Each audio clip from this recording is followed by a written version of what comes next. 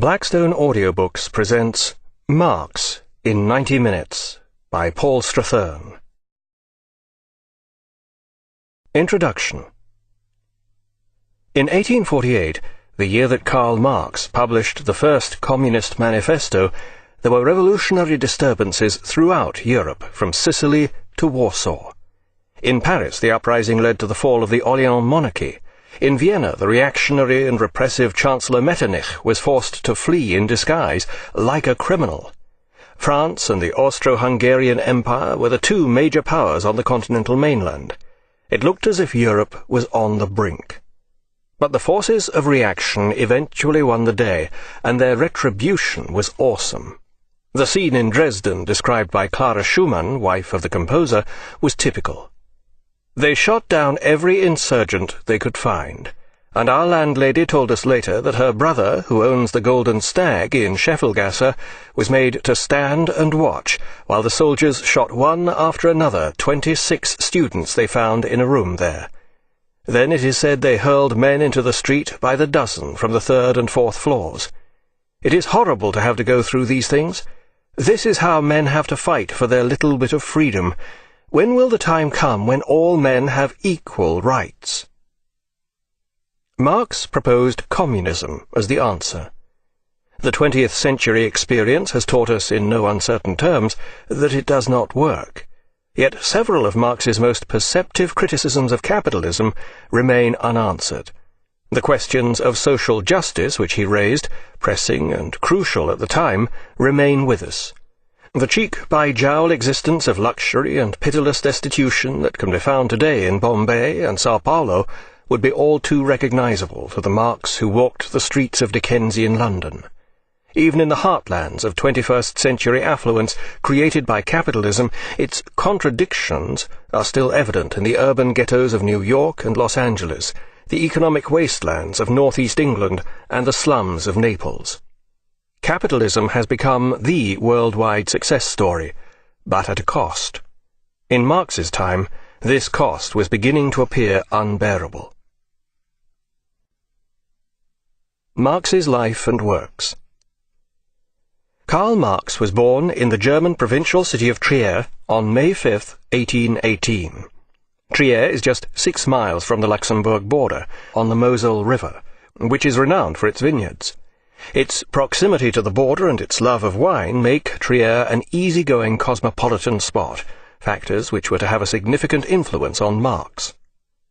Like so many ardent revolutionaries, Marx was brought up amidst comfortable bourgeois surroundings. His father, Hirschel, was a successful local lawyer who also owned a couple of small vineyards, and one of Karl's uncles went on to found the Dutch industrial giant Philips. Although descended from a line of rabbis, Hirschel Marx was not religious. Like many German Jews during this period, such as the composer Felix Mendelssohn and the poet Heinrich Heine, he converted to Christianity. This was largely a formality, enabling him to assimilate more easily into German middle-class society. Hirschel, who now became Heinrich Marx, had already enthusiastically embraced European culture. His favorite authors were Kant and Voltaire, a characteristic blend of German profundity and French subversive wit. Germany was in the process of becoming a unified nation-state, and in 1815 the Rhineland provinces had been taken over by Prussia. The new Prussian rulers were deemed autocratic and oppressive by the more liberal locals. Karl's father joined a political club that pressed for the Prussian state to adopt a constitution which would enshrine the rights of its citizens. Few details of Karl's childhood have come down to us, apart from his so-called habit of forcing his sisters to eat mud pies. This sounds like a legend based upon a single incident: weeping, muddy-lipped girls, outraged mother, skulking Karl, etc. Needless to say, commentators have exploited its metaphorical implications to the full. This is what the mature Karl did to us all, and so forth. By the time he went to nearby Bonn University at the age of 18, Karl was already an avid imbiber of books and wine, dividing his time equally between the library and the taverns.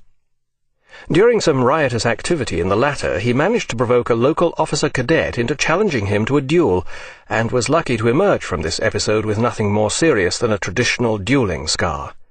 Karl was never the athletic type and even managed to evade military service on health grounds, aided by a somewhat suspect doctor's report. A year later, Marx transferred to the University of Berlin, ostensibly to continue his law studies, but by now he had discovered philosophy, and all else paled into insignificance. Berlin was the capital of Prussia, far from the wine-loving Rhineland, and here student life was a much more serious matter. And this was where the great Hegel had been professor of philosophy, becoming almost the official philosophical apologist for the Prussian state. But Hegel had died 5 years earlier, and a wide range of his followers had by now developed his ideas in a wide range of directions. Hegel's vast idealistic philosophical system had proved open to many contradictory interpretations, several of which were anything but sympathetic to the repressive Prussian state and all it stood for. Marx dutifully attended the official lectures on Hegel's philosophy, but claimed that he eventually fell ill from intense vexation at having to make an idol of a view I detested. Ironically, Hegel proved to be one of the main influences on Marx's philosophy. But it was the dynamics and scope of this philosophy, rather than its actual content, that appealed to Marx. Hegel's philosophy viewed the world and all history in terms of a vast, all-embracing, ever-evolving system. This evolution grew out of the struggle between contradictions and worked in a dialectical fashion. Each notion implied and generated the notion of its contradiction. For instance, the very notion of being implied the notion of non-being, or nothingness. These two opposites, the thesis and its antithesis, then came together to form their synthesis, which was becoming. In Hegel's all-embracing dialectical system, this synthesis then became a new thesis, which in its turn developed its own antithesis, and so on. This dynamic system moved through all ideas, all history, and all phenomena, up to the highest level of absolute spirit, reflecting upon itself, which is the totality of all that exists. More specifically, Hegel's philosophy of history insisted that the evolution of laws and government institutions in a society reflected the ethos and character of the people who made up that society. This may seem obvious to anyone who is used to living in a more liberal society, but it was far from obvious 150 years ago in the repressive, bureaucratic Prussian state. Hegel insisted that there was a dialectical link between the state and its citizens. This dialectic assumed both a logical and an organic aspect. The evolving structure of the state and the evolving traditions of its people were part and parcel of the same thing. Hegel's immensely prolix and complex philosophy appeared at an opportune historical moment. Its idealism, its insistence that all was moving toward the absolute spirit, filled the spiritual vacuum left by a growing disillusion with religion. It was Hegel who originally pronounced "God is dead" in 1827, not his firebrand successor Nietzsche, who is usually associated with this saying. Hegel was referring here to the more limited Christian idea of God, which would be superseded by the absolute spirit. Even so, his remark was highly blasphemous. Yet it was buried deep in the obfuscation of his all but unreadable work, and passed largely unnoticed.